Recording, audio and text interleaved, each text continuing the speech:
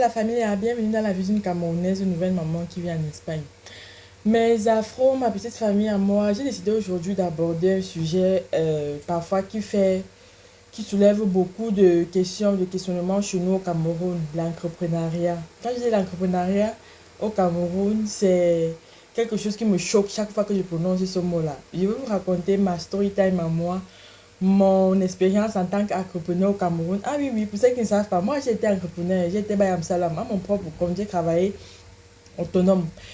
Tout cela commence d'abord par rapport à la vidéo de cette jeune dame-ci qui s'est plaint que elle est autonome, elle gère son entreprise, elle est boss lady. Mais alors, le système camerounais ne la laisse pas évoluer. Entre les coupures d'électricité, entre Eneo qui fait ceci, si c'est Socalès, si c'est Eneo, ça m'a directement rappelé mon histoire et j'ai décidé aussi de venir en parler avec vous. Ce n'est pas facile. Ce n'est pas facile. Je vous jure que être entrepreneur donne plus de maux de tête que quand tu travailles pour quelqu'un. C'est vrai que l'entrepreneuriat reste le meilleur, ça te fait te développer et tout, mais l'argent de l'entrepreneuriat, non. Quand tu manges ça, non. C'est un goût que, surtout dans nos pays où les réalités ne sont pas faciles, là, c'est sucré jusqu'à ce que ce n'est pas bon. Je voulais savoir suivre la vidéo de la jeune dame en question, la jeune entrepreneur du côté de Douala Cameroun, si je ne me trompe pas, et on se revient juste après pour la suite. La baisse de temps, je ne sais pas combien on a déjà dépensé sur le carburant depuis je ne sais pas combien de jours. Mais Néo vient quand même de déposer l'avis de coupure. Je regarde d'abord, je dis, mais monsieur, vous déposez l'avis de coupure, on n'a jamais reçu la facture. Ils nous disent que oui, madame, désolé, on a les problèmes chez nous, les factures ne sortent pas. Vous devez quand même aller payer votre avis de coupure. Comment vous ajoutez l'argent d'avis de coupure pour qu'on n'a jamais reçu la facture? Et vous voyez très bien qu'on est en train de tourner sur le groupe, il y a la baisse de tension. Comment est-ce qu'on résout ce problème? Madame, ça n'engage que vous. Hein. Si vous voulez, vous ne payez pas. De toute façon, on va venir couper. Mais qu'est-ce que vous voulez même dans le pays ici? Qu'est-ce que... On veut travailler, mais encourager quand même les gens. Non, c'est pas trop. Le problème n'est même pas le...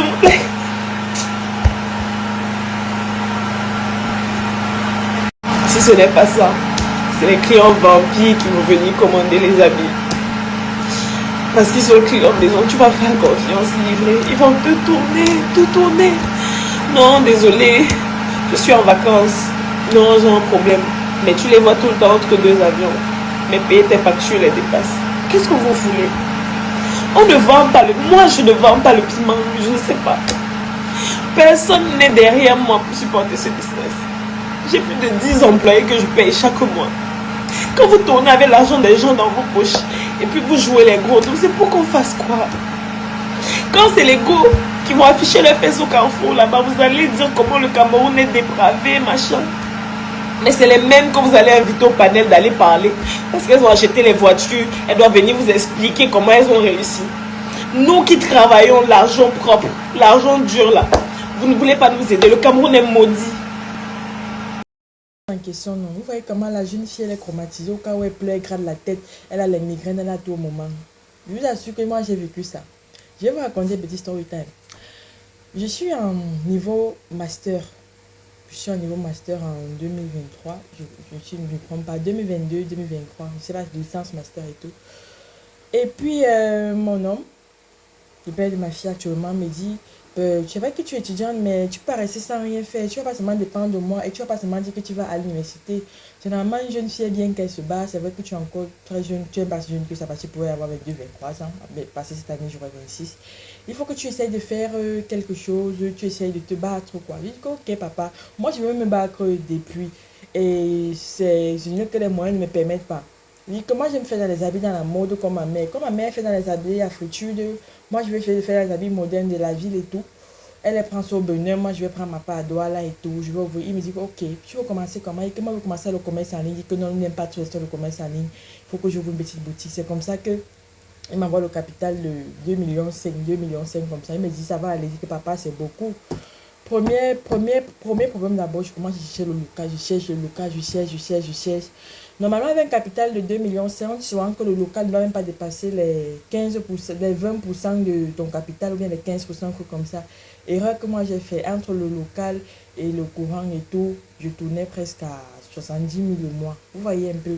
Et j'ai payé 6 mois avec la caution et puis les réflexions de la boutique, les travaux, il fallait mettre les couleurs. En fait, embelli quoi, pour que ça soit vraiment joli. Je me suis retrouvée en train de dépenser combien? En peut-être un 700 000 seulement entre le local et la location, la rénovation et tout. Donc, il me manquait 1 million et poussière pour la marchandise et pour les impôts et pour les petits imprévus et tout, et tout, et tout. Contente une de mes tantes à Douala parce que j'ai la famille à Douala, grâce à Dieu. Une tata que j'aime beaucoup. Big up, tata, mamie, si tu suis ma vidéo, je te fais un bisou. Elle me dit donc non, pas de souci, montre ceci, je vais te montrer comment faire le marché, les fournisseurs et tout, pour que tu ne dépenses pas beaucoup. Et moi, je te conseille toujours de venir à Douala. On va te dire comment t'expédier à Yaoundé, mais tu vas pas voir la qualité des choses. C'est mieux que tu voyages. Même si c'est 2 fois le mois, même si c'est 1 fois le mois. Après, quand tu auras vraiment confiance aux fournisseurs, ils vont commencer à t'envoyer les marchandises sur Yaoundé. Ça va être facile pour toi. On est arrivé sur Douala, ma soeur et moi, on commence les achats. Les achats, ça se passe super bien.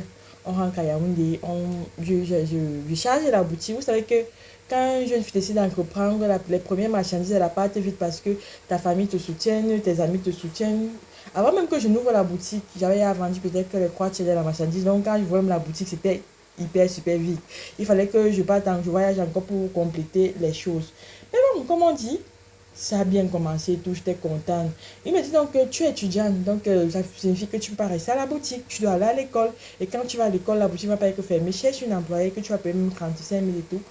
Et puis tu vois comment tu vas gérer entre le loyer et tout. Il y a que je suis dans les charges de sang et poussière de nuit chaque fin du mois entre l'employé et le loyer. Je dis que bon, non, ok, pas de souci. Je choisis une fille, une employée.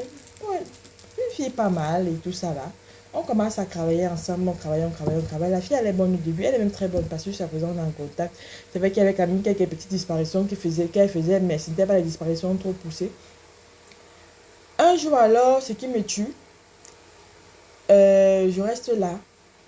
À un certain niveau, le marché ne passe pas. Je fais les propositions en ligne et tout, comme il faut, ça ne passe pas.